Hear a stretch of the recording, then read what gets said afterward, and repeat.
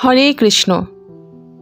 আজকে অর্থাৎ জুন ৯, ২০২৫ আজকে পালিত হচ্ছে পানিহাটি চিড়াদধি মহোৎসব। এটি পাণ্ডবা নির্জলা একাদশীর দুদিন পর অর্থাৎ ত্রয়োদশীর দিন পালন করা হয়।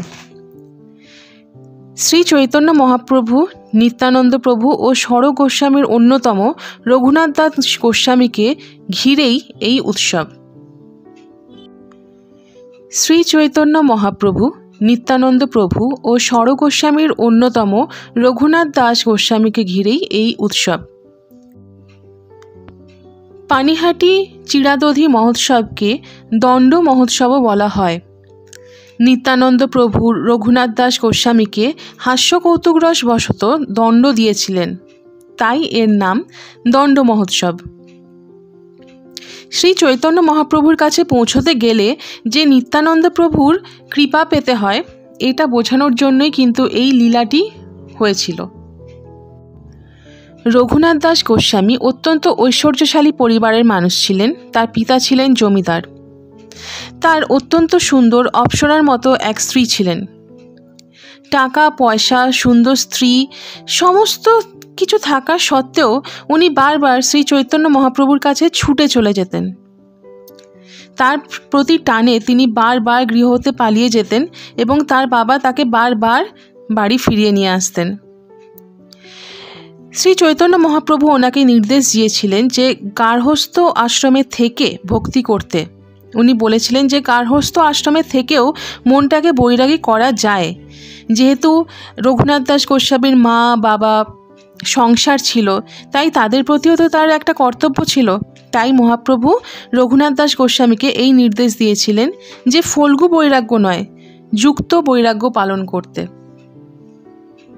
ফল্গু বৈরাগ্য অর্থাৎ বাইরে বৈরাগী ভাব দেখানো, কিন্তু মনে মনে কামনা বাসনা লালসা সমস্ত কিছু পোষণ করা। আর যুক্ত বৈরাগ্য অর্থাৎ গৃহে থেকে সংসারের সমস্ত দায়িত্ব কর্তব্য পালন করেও মনটাকে বৈরাগী করে রাখা। একদিন রঘুনাথ দাস গোস্বামীর মা দুঃখ করছিলেন যে এত ঐশ্বর্য, এত প্রাচুর্য থাকা সত্ত্বেও, অপ্সরার মতো একজন স্ত্রী থাকা সত্ত্বেও কেন তার পুত্র গৃহ ছেড়ে বারবার চলে যায়। তখন তার পিতা তার মাতাকে বুঝিয়েছিলেন যে মহাপ্রভুর আকর্ষণটাই এরকম, যে একবার আকর্ষিত হয়েছে তাকে আর বেঁধে রাখা সম্ভব নয়। অন্যদিকে রঘুনাথ দাসও ভাবছেন যে কেন তিনি বারবার মহাপ্রভুর কাছে যাওয়া সত্ত্বেও মহাপ্রভুর সান্নিধ্য পাচ্ছেন না। এহেন অবস্থায় সেই সময় নিত্যানন্দ প্রভু পানিহাটি গ্রামে অবস্থান করছিলেন রাঘব পণ্ডিতের বাড়িতে।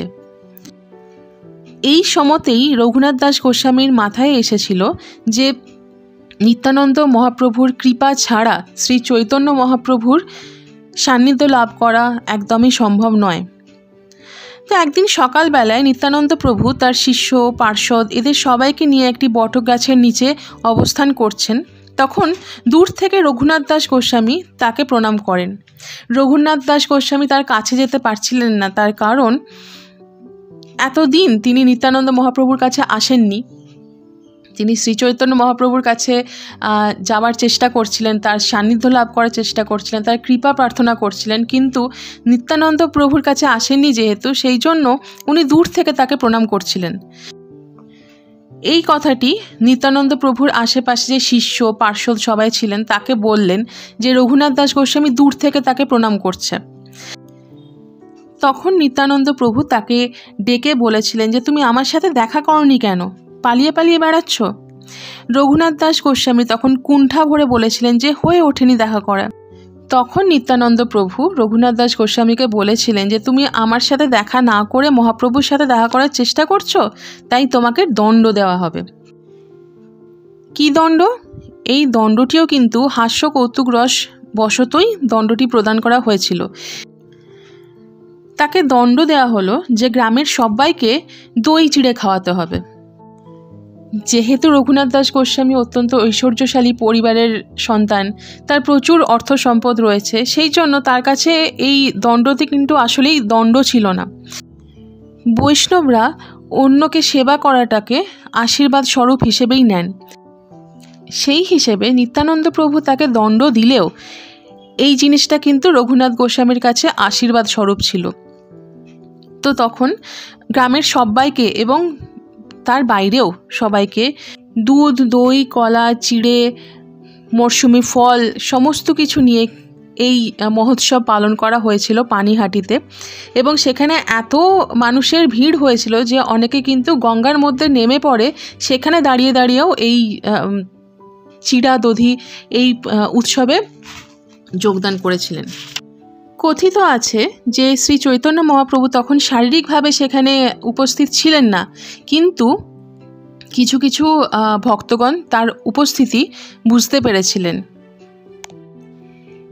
এই ছিল চিড়াদধি মহোৎসব বা দণ্ড মহোৎসবের ঘটনা। হরে কৃষ্ণ কৃষ্ণ কৃষ্ণ হরে হরে, হরে রাম রাম রাম হরে হরে, হরে কৃষ্ণ কৃষ্ণ কৃষ্ণ হরে হরে, হরে রাম রাম রাম হরে হরে, হরে কৃষ্ণ কৃষ্ণ কৃষ্ণ হরে হরে, হরে রাম রাম রাম হরে হরে।